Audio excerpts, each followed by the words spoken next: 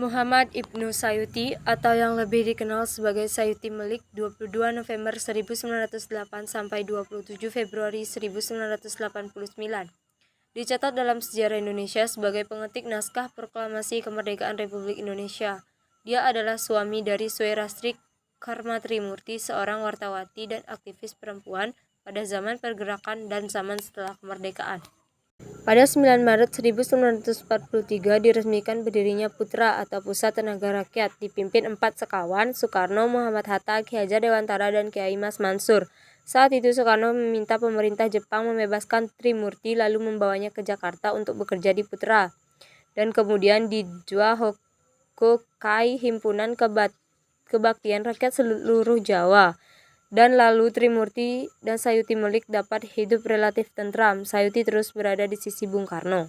Panitia Persiapan Kemerdekaan Indonesia atau PPKI dibentuk 7 Agustus 1945 dan diketuai oleh Insinyur Soekarno menggantikan Badan Penyelidikan Usaha Persiapan Kemerdekaan Indonesia yang dibubarkan cepat.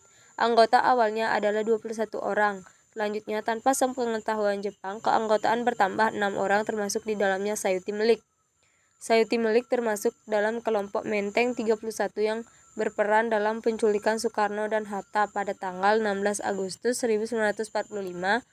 Para pemuda pejuang termasuk Syairul Saleh, Sukarni, dan Wikana bersama Sudanko Singgih dan seorang anggota PETA. Dan pemuda lainnya membawa Soekarno bersama Fatmawati dan Guntur yang baru berusia 9 bulan dan Hatta ke Rengas Dengklok. Tujuannya adalah agar Insinyur Soekarno dan Muhammad Hatta tidak terpengaruh oleh Jepang.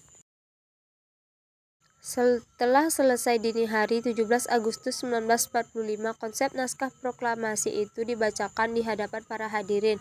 Namun, para pemuda menolaknya. Naskah proklamasi itu dianggap seperti dibuat oleh Jepang. Dalam suasana tegang itu, Sayuti memberi gagasan yakini agar teks proklamasi ditandatangani Bung Karno dan Bung Hatta saja atas nama bangsa Indonesia. Usulnya diterima dan Bung Karno pun segera memerintahkan Sayuti untuk mengetiknya. Ia mengubah kalimat wakil-wakil bangsa Indonesia menjadi atas nama bangsa Indonesia. Sayuti Melik meninggal pada tanggal 27 Februari 1989 setelah setahun sakit dan dimakamkan di TMP Kalibata. Sayuti Melik menerima Bintang Mahaputra tingkat 5 tahun 1961 dari Presiden Soekarno dan Bintang Mahaputra dari Adi Pradana II dari Presiden Soeharto 1973. Saya terkesan dengan Sayuti Melik karena beliau bukan sekedar pengetik proklamasi, tapi banyak hal yang harus diketahui tentang dirinya di masa sekarang agar banyak generasi muda yang terinspirasi dari dirinya.